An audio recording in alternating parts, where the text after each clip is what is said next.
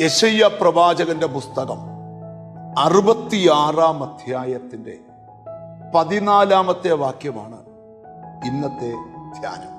അത് കണ്ടിട്ട് നിങ്ങളുടെ ഹൃദയം സന്തോഷിക്കും, നിങ്ങളുടെ അസ്ഥികൾ ഇളമ്പുല്ല് പോലെ തഴയ്ക്കും. ഇത് പ്രവാചകൻ ഒരു ജനതയോട് പ്രവചിക്കുന്ന പ്രവചനമാണ്. നിങ്ങളുടെ ഹൃദയം സന്തോഷിക്കത്തക്ക ചില കാഴ്ചകൾ നിങ്ങളുടെ കൺമുമ്പിൽ വരാൻ പോകും. 2, ഇളമ്പുല്ല് തഴയ്ക്കുന്നത് പോലെ നിന്റെ ജീവിതത്തിൽ ഒരു തഴപ്പ് ഉണ്ടാകാൻ പോകും. അതിന്റെ 13 മുതൽ നമ്മൾ വായിച്ചെങ്കിലേ ഈ വാക്യത്തിന്റെ ആത്മീക സന്ദേശം മനസ്സിലാകുന്നു.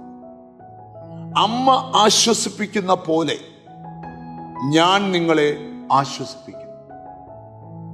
ആശ്വസിപ്പിക്കാൻ ആരുമില്ലെന്ന് പറഞ്ഞ് സങ്കടപ്പെടുന്നവരുണ്ടെങ്കിൽ, ഒരമ്മ ഒരു കുഞ്ഞിനെ ആശ്വസിപ്പിക്കുന്നത് പോലെ നിങ്ങളെ ദൈവം ആശ്വസിപ്പിക്കും. ദൈവം ഒരുവനെ ആശ്വസിപ്പിച്ചാൽ അവന്റെ എല്ലാ സങ്കടവും മാറും. അടുത്തത് എഴുതിയിരിക്കുകയാണ്, നിങ്ങൾ യെരൂശലേമിൽ ആശ്വാസം പ്രാപിക്കും. അത് കണ്ടിട്ട് ഞാൻ നിങ്ങളോട് പ്രവചിച്ചു പറയുക, ഇന്നലകളിൽ കണ്ടപ്പോൾ പലതും ദുഃഖമായി തോന്നും. എന്നാൽ ഈ ദിവസങ്ങളിൽ നിന്റെ കുടുംബത്തിന്റെ അന്തരീക്ഷം മാറിയിട്ട് നീ ചിലത് കാണും. എന്നിട്ട് പറയാം, നിന്റെ ഹൃദയം സന്തോഷിക്കും.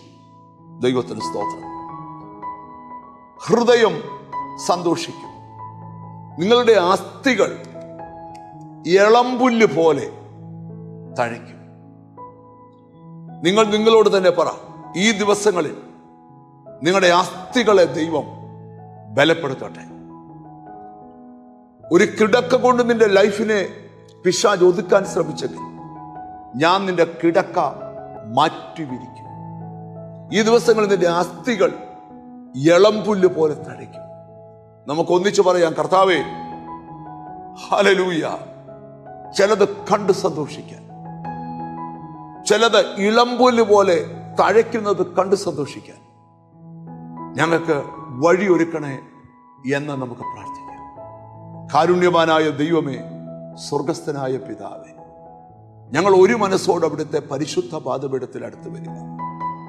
ഈ ദിവസങ്ങളിൽ ചിലത് കണ്ട് സന്തോഷിക്കാൻ, ചിലത് തഴച്ചു വളരുന്നത് കണ്ട് സന്തോഷിക്കാൻ ഞങ്ങൾക്ക് കൃപ ചെയ്യണം. എന്നോട് ചേർന്ന് പ്രാർത്ഥിക്കുന്ന മക്കളെ നിന്റെ നാമം ചൊല്ലി പിതാവിൻ്റെയും പുത്രന്റെയും പരിശുദ്ധാത്മാവിന്റെ നാമത്തിൽ അനുഗ്രഹിച്ചു പ്രാർത്ഥിക്കുന്നു. അവർ അനുഗ്രഹിക്കപ്പെടട്ടെ, യേശു ക്രിസ്തുവിൻ നാമത്തിൽ തന്നെ. ആമേൻ. ഈ ദിവസങ്ങളിൽ നിങ്ങളുടെ കണ്ണ് ചിലത് കാണും, നിങ്ങളുടെ ഹൃദയത്തിൽ സന്തോഷമുണ്ടാകുന്ന ചിലത് കാണും. ഈ ദിവസങ്ങളിൽ ഇളമ്പുല്ല് പോലെ നിന്റെ മുമ്പിൽ ചിലതൊക്കെ തഴയ്ക്കും. കാത്തിരിക്കാം, അത് കാണാൻ ദൈവം വഴിയൊരുക്കട്ടെ. God bless you.